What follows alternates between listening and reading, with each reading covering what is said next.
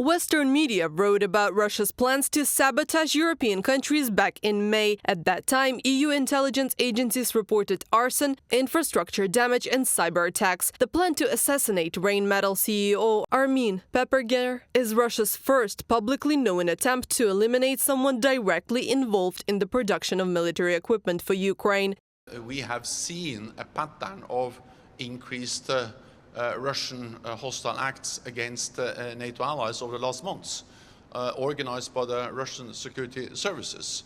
And this is about sabotage, this is about cyber attacks, this is about arson attempts, this is about different types of malign actions against NATO allies. CNN quoted senior European official as saying that Kremlin was seeking to disrupt arms supplies to Ukraine and weaken support for Kyiv. Journalists have learned about a series of plots that could potentially lead to armed conflicts in Eastern Europe. The scale of Russian hybrid threats is so serious that NATO countries have considered applying Article 5 of the alliance's charter.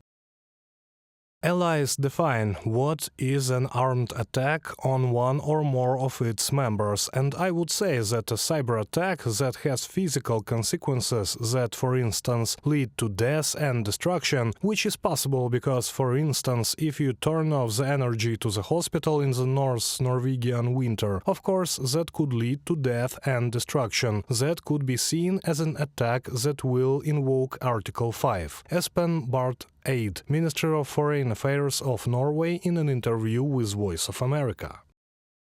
For the first time in a decade, the US has decided to put military bases in Europe on high alert. Russian sabotage is becoming increasingly brazen and aggressive, NATO spokesman said. The alliance believes that such a number of sabotage, terror and arson attacks has not been recorded since the Cold War.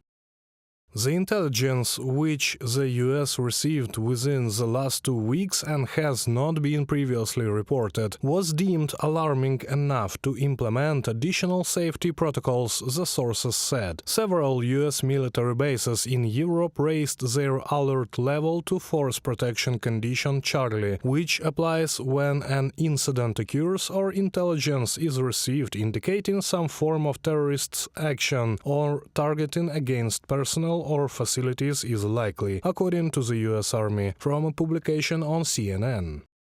In addition to physical sabotage, Russian intelligence services continue their attempts to interfere in the information space of Western countries. Specialists from the US Department of Justice exposed a Russian bot farm. Hackers created fake accounts of supposedly Americans in social networks. They used them to spread Kremlin propaganda and criticize support for Ukraine. Washington believes that the sub-sanctioned propaganda TV channel Russia Today may be involved in the sabotage. According to reporters, an employee of this media outlet was the organizer of the bot farm. The Justice Department has disrupted a Russian government-backed AI-enabled propaganda campaign to use a bot farm to spread disinformation in the United States and abroad. As the Russian government continues to wage its brutal war in Ukraine and threatens democracies around the world, the Justice Department will continue to deploy all of our legal authorities to counter Russian aggression and protect the American people. Merrick Garland, United States Attorney General, from a statement on the U.S. Department of Justice website.